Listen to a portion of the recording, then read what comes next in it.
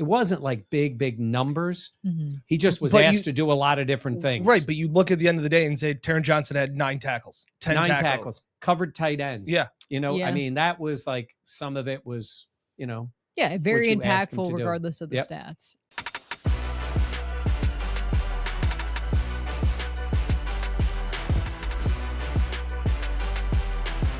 Now, from the Connors and Ferris podcast studio, this is the Buffalo Plus podcast. All right, welcome back to the Buffalo Plus podcast. A lot to get to today. That's Mike Catalana, Dan Fetes. I am Jenna Cottrell. Please be sure to like, comment, subscribe, and share. We are here in the Connors and Ferris podcast studio. We were talking about the DJ Moore trade yesterday. Today, more Bills news as the Bills cutting Taron Johnson, defensive player, as well as Curtis Samuel. We're going to get into some big talks about A.J. Brown and what it looks like for his NFL future for other teams.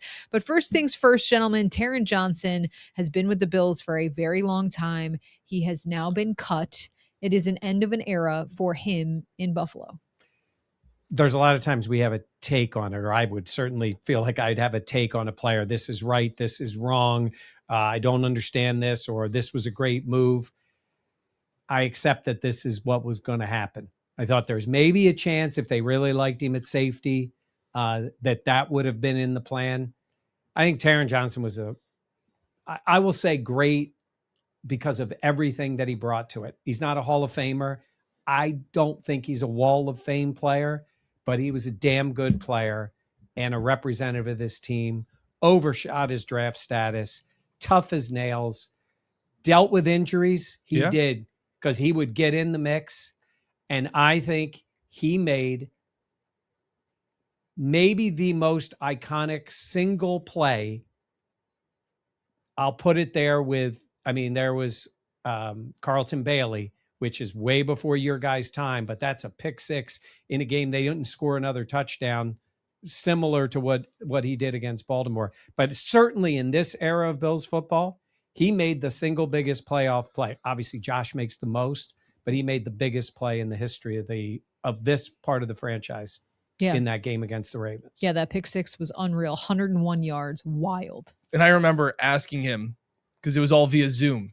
And we weren't there. I was there, but I couldn't talk to him. Yeah. So it was one of those moments. I think we've talked about it, like moments at Highmark Stadium, is that one was up there just because of there weren't a lot of people there. Yeah. But you knew exactly where you were because everybody was glued to their TVs watching it. And I remember just being in my basement asking him, like, can you run me through the play? And I just kind of quote tweeted it of like his face, like so close to the monitor, just sitting there. And like Taron had the best faces. He was always insightful, great with the media. Yeah. And I'm with you, Mike. There is no right or wrong. We knew there would be changes from Sean McDermott's defense. The changes have now begun. Begun. Sorry, you were there. I was close. It's okay. Like that's how I see this, as we thought these were moves that could be made. Mm-hmm. And I think this is one of those moves that the Bills are doing him a favor by letting him go sooner rather than later. Because if you hold on to him to be we were talking about a post June 1st. Well, they could have cut him and designated it as post June 1st, Yes. but then they don't get to use the money. You can't use that money till after June 1. Yeah, I think it gives him a chance to like gear up for free agency and find another team. Yeah, and Taron, with this, he leaves behind $9.5 million of dead cap to the Bills, clearing about $2 million of cap space. But you're right, new scheme, new players, and I think this made sense. I mean, we were talking a couple weeks ago, not even about safety. What will that look like? How would he fit in that role? But like you said, there are going to be changes with a defensive reshuffling. Yeah. And it's tough because I feel like he's someone that's, made such a great time of his career in Buffalo, but it's time to turn the page as well. And one of the things we always talked about with Taron Johnson was the Bills' defense. Mm-hmm. The base defense was a nickel corner, him in the slot, right? And a lot of teams don't do that, but that's the way the Bills played.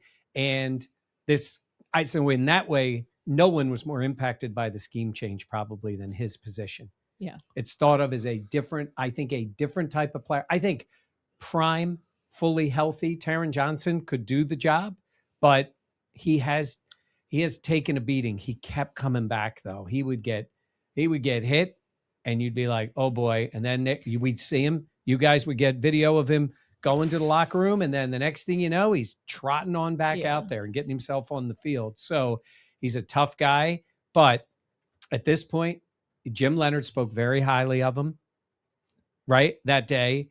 And I won't even hold this to Jim Leonard, to our idea of, follow what they do, not what they say. He knows what kind of player Taron Johnson was. He's a guy who played in the league too and knows what kind of player he is. But at that point, it's not about what they're going to do. It's just he's commenting on a player. But I was kind of hopeful there might have been a spot for Taron, but obviously they're moving on. Yeah. Yeah, he came out of Weber State. Like, that's just crazy. And at one point, he was the highest paid slot corner in the NFL. Like, all of that is... Made $41 million across 8 seasons in Buffalo. Him. But he was a corner and he was the guy to this Bills defense. And he was the guy at the combine that got hit with the football during the gauntlet. Oh. Like, and I remember, like, he was asked about, like, going from that moment at the combine to where he is now is wild. This to me, though, we were talking before the podcast. Keep talking, I have to check something off camera. But this is a football move. Yeah. Because you're not saving a ton against the cap. And I think a lot of times when we look at a move, it's like, how much money does it save you against the cap? What does that look like? Because there is the implication of what that will do. But I do agree with the fact that this was more of him not really having a spot on this defense, opposed to, hey, you're getting this much savings with this move. I'm wondering about the other McDermott guys. And I don't think this was specifically, well, that was Sean's guy, and now we're doing it differently. I mean, look, Jim Leonard's a smart guy. Brandon Beane understands what he's had with these players on the team. But you have Taron Johnson, right, now getting let go. You have Jordan Poyer, end of his deal. Trey White, end of his deal. Matt Milano, end of his deal. These are all guys very closely aligned with Sean McDermott and the defense that they played. And I wonder, we've talked about them and we did a whole video on it, but once you see the first one go, I think there's a very real chance that none of them are back. I think that's fair. I don't think that's crazy to think of. What about you? Yeah, it just is, it's the end of an era. Yeah. And I think that we all kind of wrapped our heads around, okay, Sean's fired. We thought there'd be a big change and a big turning of the page. And we joked around like they really just kind of closed one tab on their computer and, okay, it's Joe Brady and you can keep some of this continuity. We are seeing an end of an era. Like when Hyde, Poyer, and Mitch Morris and Trey White were all let go. And you were like, oh, this is those, not eras, but like you talk about like what the Patriots did during the Brady dynasty and Mahomes with the Chiefs dynasty. And like you have to kind of be able to turn it over. This is a seminal offseason of turning things over, Jenna. I think when they hired Joe Brady, we thought it was a new chapter, but now with all the changes, it almost feels like a new book a little bit. Yeah. Well, the defensive change is massive. It's obviously Sean wasn't just the head coach. He was a defensive guy, and now you're changing the scheme. And it's also coming at a time when these players are at the end or close to the end of their careers. And you've got to be honest, all those guys have dealt with injuries. They have, in Taron's 8 years. Yeah. It's a long time. Yeah. And so it'll be, I mean, as we always say, we hear this, like I said, Jim Leonard was very complimentary of him. And then a short while after that, they're letting him go. We have no idea what they think of a guy like Trey White. Did play well last year, but it's a matter of maybe they wait that out and see. Or even Matt Milano, like who knows?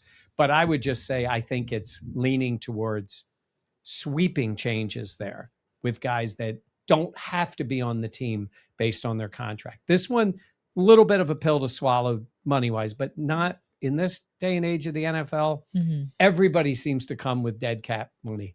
I don't think Trey does. I think his deal was pretty just clean pure 1 year. 1 year, but like Bosa, when he's gone, and I think he's going to be gone. Yeah. They got void years. Like there's always that kind of money laying out there after they're cut. Yeah.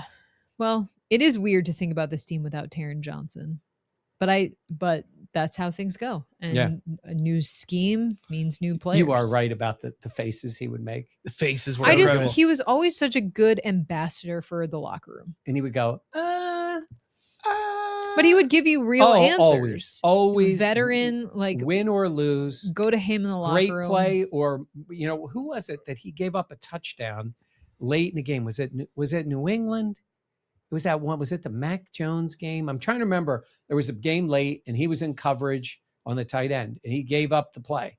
And he had made a big play, the week or two before. For Taran, he'd be like, "Yep, I got a minute." And I know to most of you, maybe that doesn't mean as much. To us, it does. But I do. It's to us, and it kind of should to you a little bit because he was always accountable. Also, the one play I also want to remember from him, when they went, it was in 22 to Kansas City, and Mahomes got the ball back late. The Bills had taken the lead. And Taran picked it off. Taran got the pick to seal the game. Yep. When they needed that win to go to Kansas City and win, and he ended up getting it. Yeah. And also it's, time works. Like everybody gets older as like time. I watched back the podcast. I still stand behind what I said. 10 toes down. 10 toes down. That time goes on. That he'll be older No, next you said year. he was. We don't need to do this, but I said he's 29 this season. He's like, well, he's 28. It's like, well, they play football in September. I'd like to roll back the tape. I think you said right now. The guy that's 28. I mean, right now, like this season. I don't give a how old you are in April. How old are you when the season starts? That's what matters. Okay, please, let's digress. I was thinking about, as we've been around, not as long as Mike, but Taran has been one of those guys that we have seen like grow up. Yeah. Like to see his wife and his kid and like all of those around all the training camps, like through COVID, through all of those things, through the contract extensions, Through the change of numbers. Yes. 24. Yeah. 24 when he made that to play 7. to Yeah. 7. Yeah. Like all of that is just, I guess it is for us, it's part of that like changing of The guard. Yeah. and time. Yes. Time goes forward. And I do think last year the injuries did catch up to him. Yeah, he wasn't as good a player. He was not. Had moments still, but Yeah. not as good. I remember in one of the games he missed a couple of tackles, and then he made one of those Taran plays. It was on the edge. God, it could have been New England, and he stuck the wide receiver like old school Taron Johnson. More of a great form tackle, took him down. I think they're going to look for something different in that position. I think you still have a nickel, obviously. I think in a 3-4, that probably the linebacker comes out sometimes on passing downs. The nose comes out. It's more pass rushers. And then you get the guys going. I think like Marlon Humphrey played that way, and guys who can, when needed. Not that he couldn't do it, but he didn't put up a lot of big stats with the Bills. I think I had him for 6 interceptions in his career, not including the playoffs. Couple of fumbles. Like it wasn't like big numbers. He just was asked to do a lot of different things. Right, but you look at the end of the day and say Taron Johnson had 9 tackles, 10 tackles. Covered tight ends. Yeah. I mean, that was like some of it was, Yeah, very you asked him impactful to do. regardless of the Yep. stats. Yeah, it is weird, but that's how this offseason goes. This next move was a no-brainer, the cutting of Curtis Samuel. So releasing him leaves about $3.45 million of dead cap, clearing about $6 million of cap space. He caught 38 passes in Buffalo, securing over $15 million for his efforts. Pretty good gig if you can get it. Yeah, nice work if you can find it. Yeah. I texted you guys this in the group chat. What do I have to do with my stock now? Do I? Oh yeah, I saw that, and I don't know what I do with my Curtis Samuel stock. I Maybe think somebody at home wants to. I think you got to buy somebody else's stock, but it can't be DJ Moore. Shakir. What about Josh Who would Palmer do that? stock? That's so lame. What about Josh Palmer stock? Well, you can buy it low. Yeah. Again, like it'd be hard to get less out of him this season. Curtis Samuel, I get why they made the move. This also goes back to having to pay for a free agent mid-tier wide receiver and how expensive that can be. It's very kind of you to call him mid-tier. But look at me being generous. Yeah. But the injuries, I mean, sidelined him for so much. It was hard to even get an assessment of what he looked like on the field. I was looking at his career numbers. His yardage is never great. He had the 1 year with the Panthers. His best year. Joe Brady. 2020, COVID year, 77 catches, 851 yards. Got hurt in the next year with the Commanders. But who were his quarterbacks? I don't know who was there in 2020. No, because he's making the comparison that people say like, oh, but when they come to Buffalo, they'll have Josh Allen, so they'll get this that wide much receiver. better. Well, I would say this. His 2 years with the Commanders were almost identical. 64 for 656, 62 for 613. Comes to the Bills, 31 catches for 253 yards. This year, a nice game, 7 for 81. Has there been a wide receiver? Dan, he was the guy for 7 catches. That's Look it. at He had that. him for the entire season. Is there a free agent wide receiver addition that has played better with the Bills than he has with his prior team? Free agent guys? Beasley did. Yes. And You could argue John Brown, yeah, John Brown Cole did. Beasley. I mean, Diggs, they're Dable guys. Diggs was a trade, but Diggs was better with the Bills than he was Yes. than he was with Minnesota. With Minnesota, he certainly got more opportunities. He did, but It's the Dable era. Those guys had career years. That is true. I know, we already did the DJ Moore video.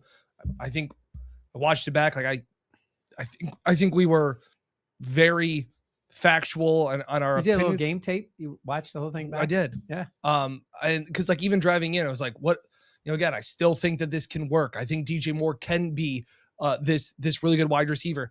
The points though that people make about, well, it was just a down year and Joe Brady knows him and look at who his quarterback will be now. Those are the hopes.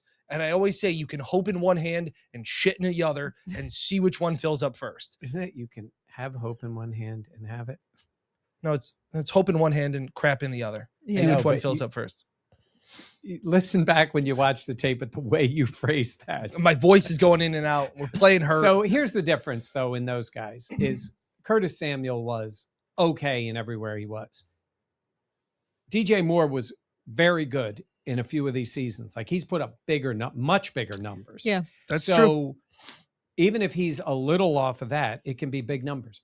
I like DJ Moore as a player. I think he can really help the Bills. I did not like the second round compensation. And I know everybody is swinging so hard to tell me it's closer to a third. Yes, because you pick up 10 points on the Rich Hill model, and so it moves it back slightly.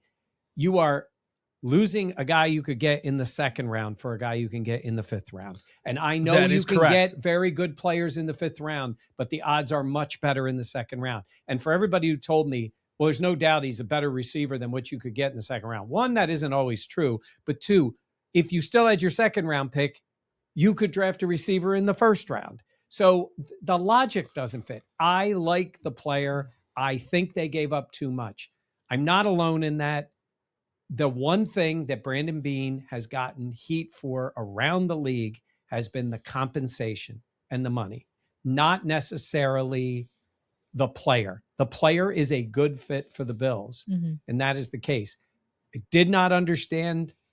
He would have to tell us, and maybe some point Beane will tell us, why they guaranteed the money in that third deal.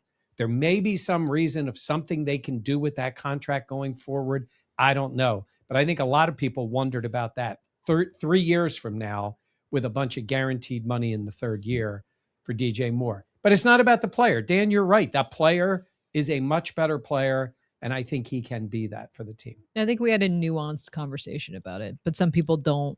They want to see either it's good or it's bad. And it's like, no, there's layers to it. There always will be. Before you go into your point, and it also impacts the other moves. I'm not saying Correct. It's Taron not in a Johnson vacuum. move, because it does impact other things they can do. They'll work the cap a little bit for this year. Yeah, but- and if Beane restructures Moore's contract and it turns out to be more friendly, that's fine. But again, Bears fans and listening to Bears stuff, like they're psyched that they were able to get a second round pick for DJ Moore. Because in many cases, with the amount of Money. cap space you are taking off of the Bears, Correct. they would give up a lesser asset. Correct. And that was why a lot of people now, again, maybe If Brandon DJ Moore Beane had a can- friendlier contract, I would have said, sure. If a lot and of you his give money up a was higher pick for it. absolutely But you paid a lot and had to give up substantial draft capital. correct. So like, even if somebody says, well, what if Romeo Doubs gets the same money?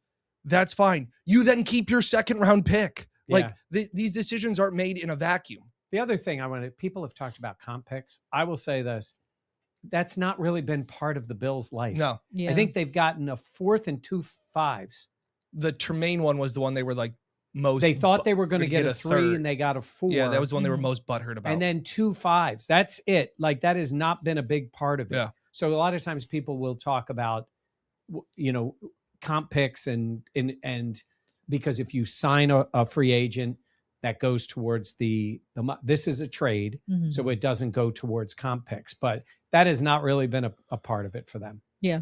I'm sorry, Dan. I interrupted you. And you just interrupted Jenna. He doesn't care about that. Some news as we're recording this. Another no-brainer. Taylor Rapp has been cut. Yeah. That was expected. I think as time has gone on, Dan, I'm a little more accepting of your take. Not in as an overt way about Taylor Rapp. Can you refresh everyone about the take? Which one? Because I've got 2 on Rapp. How he left the active roster. It Oh, soft benching. was a soft benching, in my opinion. And I thought that it was Taylor Rapp was not playing well. And then suddenly he has a knee surgery. He's going on IR and he's out. And I thought that was very telling. And I thought that was a classy move by Sean McDermott to say, by the way, guys, he's been dealing with a knee injury since training camp, which we hadn't really heard anything about, to explain his poor level of play by the coach to come out instead of Taylor coming out saying, hey, by the way, my knee's really bothering me. Sean comes out, says he's been dealing with a knee injury. He's going to get surgery. You pushed back and said he wants to get it done. Why get it done now? I said that way he will be ready for free agency for his next team. Yes, he did have a knee injury because he had surgery.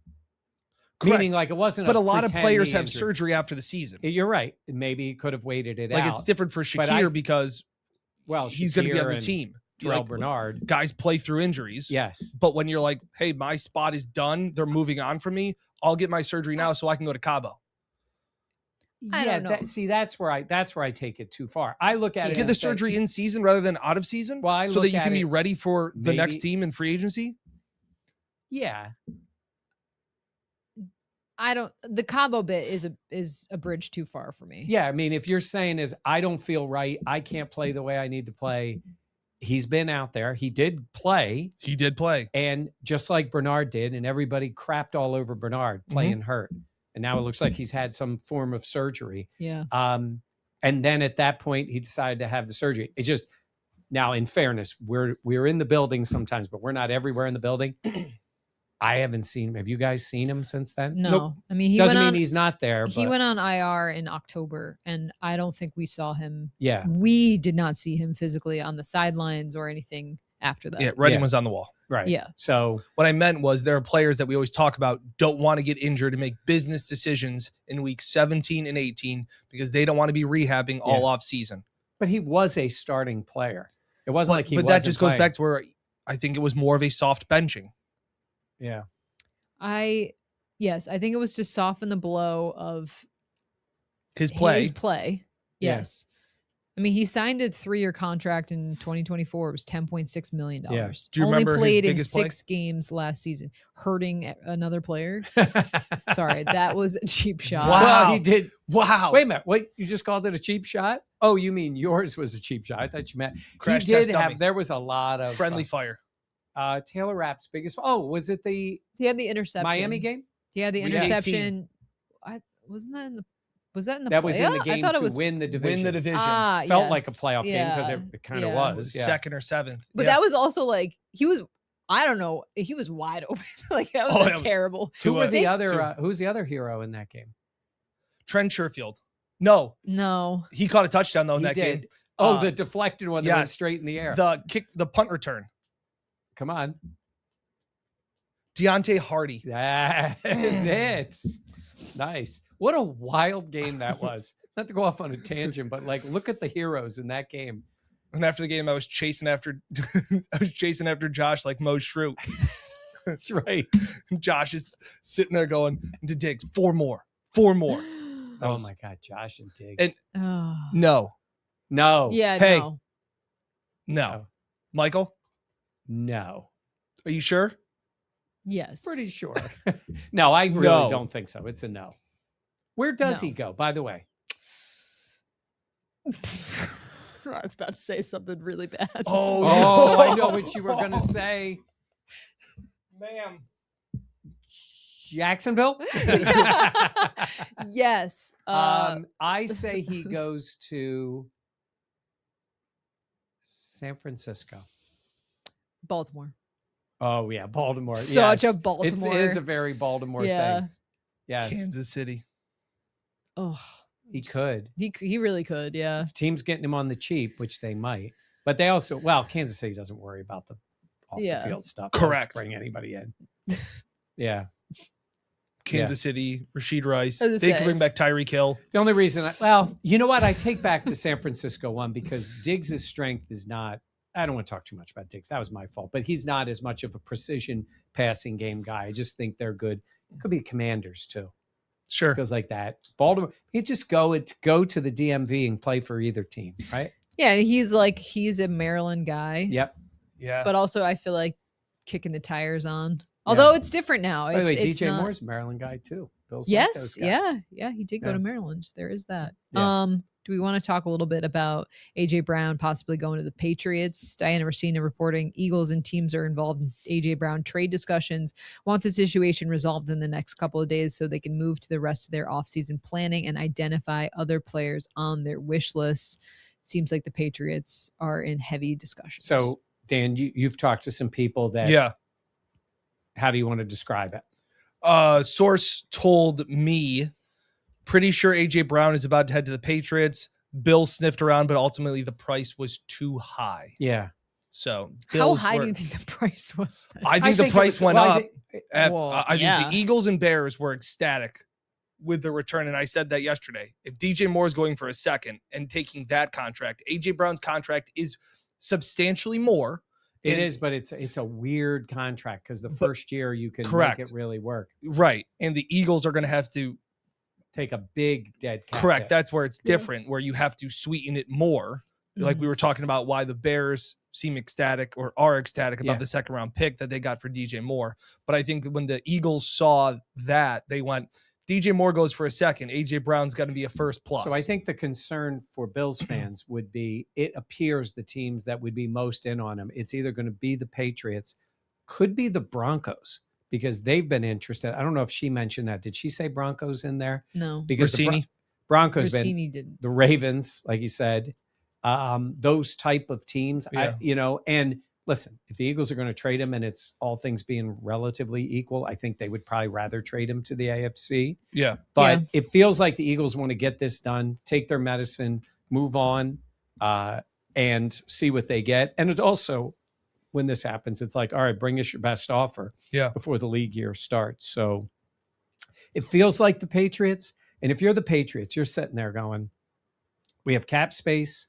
We have a guy who says he wants to play here. Coach has coached him before. Rapport Drake there. May's young, and they need receivers. Mhm. Honestly, they need receivers right now more than the Bills. Yeah, I think that's fair. If I seeing if this does get done, I'm like, oh shoot, that is a good move by. You'd have to wait and see how things play out in terms of the contract and what's being given. But AJ Brown, I mean, he's a good player. And that scares me. Yeah, and Drake May has shown a propensity to throw the deep ball well. AJ Brown's good at that. I think his game will eventually age, but I think he's got a few years left in him to still be. He's very good run after the catch. Yeah. He's just different. He's just big and strong. How do He you makes think, as plays. someone like, obviously, being an Eagles fan, Yeah. you watched a lot of AJ Brown. How do you think that fit would be? Like your personal opinion, football wise or every other way? all the in total picture. I think football wise, it'll be very good for him. He'll get a lot of targets. Yeah. Which is, I think he can be a volume guy for a team. But big picture, looking at the entirety of it all. He's already won. He's already been paid. He's got a lot of things that have happened for him. I think he wants to go somewhere where he's the guy. And so I think it could be a very good thing for the Patriots. I don't expect A.J. Brown to go there and blow the whole thing up in 4 games. You know, I don't think it's going to. He's not a Terrell Owens kind of guy. Was a little crazy. He's not Antonio Brown. He's not that type of player. I think he's more in the line of like a Diggs in terms of he's okay until he's not, and that usually takes a little while. Yeah. But a couple of good years with the Patriots depends on what they give up, but I think it feels like that's what's going to happen. Yeah, I agree. I'm just scouring Twitter to see if anything else has happened. I think that's it for now. In terms of other moves, do you still expect a Josh restructure? Oh yeah. I think that's almost a given, right? Yeah. I would imagine. By the time. And that'll be interesting which other players. Ed, possibility. Ed and Dion. And then there's supposed to be something with Dawson. Yeah, I would say Knox. Well, they have to do something with Dawson Knox. Yes. Right. That it could be just money. Correct. There's always a chance of a release. Yep. I mean, it does happen. You know, there's things that can stun everybody, but it also happens to be what's the player thinking. I do think it's very different on the offensive side of the ball for the way they look at. I say that, you know, and we'll see about McGovern, but the closeness to Josh Allen, the guy's been a core guy for their offense, and he might very well be willing to take a lesser deal to just stay where he is, not necessarily a, you know, veteran minimum. Right. I mean, he's not doing that, but yeah, we'll see. They got work to do. Yeah. Because it's not just to get cap compliant, it's to set yourself up where you have some money. Yeah. To spend. It's not just getting back to the balance Right. that. Speaking of cap compliant, shout out Derek Carr and his brother David. They're salary cap truthers. They know that it's not real. Can we play that? I don't know. It's on there. I don't know. Derek Carr is another name that like just gets floated out. Everybody's like, by the way, he isn't retired. They're Yeah. like, by the way, he said now because he had the injury and all. He said he wants to come back. Yeah. Like they were full in. Yeah. They were like doing nobody's the ever been. Fugazi, the Yeah. fake. Yeah. Yeah. The Wolf of Wall Street clip. Very Yeah. funny. pretty good. If we're doing shout outs too, What do you shout got? out Joab from the Tulsa Bills backers. They sent a really cool Oh, mug. that I would is say cool. we don't. My camera's down, so look at that. Now, Dan, do you know how to spell Joab? No. Give it a shot. Joab. Joab. Nailed it. Well done. You were so close to an H in there, weren't I you? was a W. I was, a my God. W? No, just take the Yeah. W. No. Take the W. Well, Don't use thank the you W. to Tulsa Bills backers and Joab. I did get a text from a friend of the pod, Chuck Wade. Oh, nice. He said, just wanted to let you know how much I was rooting for you to try and spell serendipitous. Oh, I you know. crushed it all the way to He the told end, me and that, it was yeah. heartbreaking. By the way, Tulsa, Breaking things? I think, When we if first I'm not in the mistaken, studio. former Bill Jerry Ostrowski. I think Yes. he's from Tulsa. I believe Or he so, went yeah. to Tulsa. He's a Tulsa. He's a yes. Tulsa There's guy. some connection there Yeah. for sure. Yeah. Jerry O, Jerry O. big fan. Yep. All right. Anything else, gentlemen? No. Now Okay. we're ready though for the next Are we? something. Are we? Are we who?